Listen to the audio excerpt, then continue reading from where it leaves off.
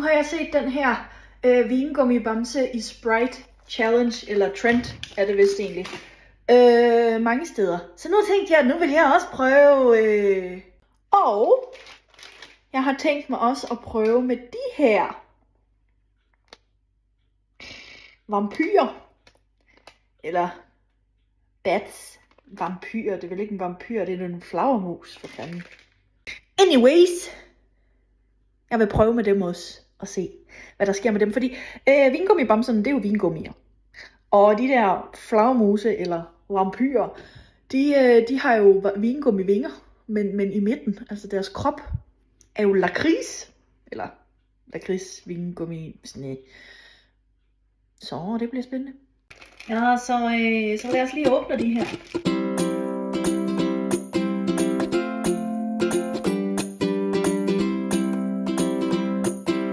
Og så de her vampyrer.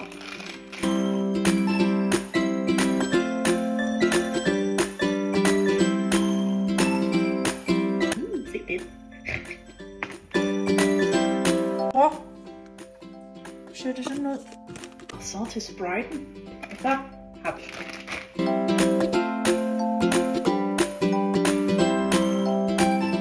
Det syder af fusel og bobber og gær, min lever tager skade og øjet for skær. Det smager som rene pis og terpentin, men det er billigt, og så bliver man fuld som et svin. Eller det tror jeg ikke, man gør Sprite. Det er bare sodavand. Hør. Kan man høre det? Det siger en sjov lyd. Og så putter vi den i køleskabet. Ja. Så ligger de der. Og så venter vi til i morgen. Fordi de skal vist ligge der natten over. Og så i morgen skal de puttes i fryser. Okidoki, så er det tid til at tage de der vingummier i Sprite ud af køleskabet. Og mit køleskab lugter virkelig meget af vingummier og Sprite. Damn. Hold da kæft, de der vampyrer er satme blevet store.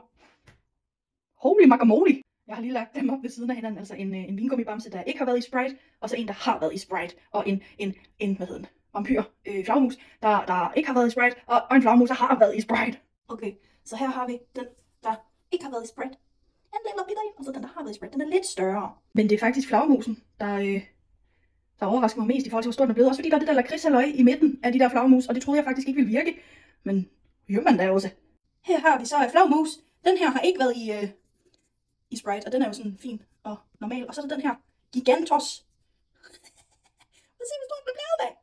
Jesus Christ. Men de skal så pruttes i fryseren. Ja, de pruttes i fryseren. Det gør vi.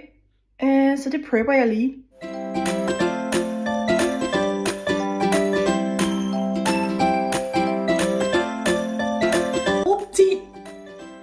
Og så er det noget med, at de skal være inde i 3 timer. Okay, nu har jeg lige taget dem ud af fryseren. Så skal vi lige åbne for det skidt. Nu ser de sådan her ud.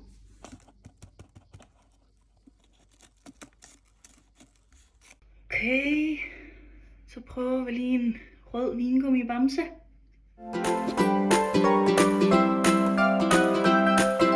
Det smager ikke særlig meget. Men den er stadigvæk den der hårde kerne. Men det jeg er mest spændt på, det er altså de her flagermuse. I hvert fald det i midten. Altså i forhold til hvor lang tid det tager at lave det her, så smager det altså ikke godt. Nå, nu røg vingen. Kæft det er koldt.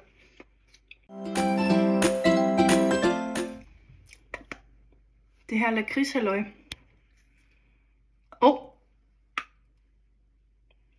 Det er stadig helt højt inde i os. Og fordi det er sådan lidt lakridsagtigt jo.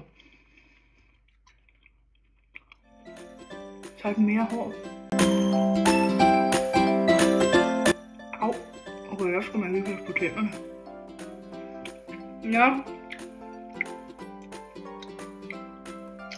Jamen altså.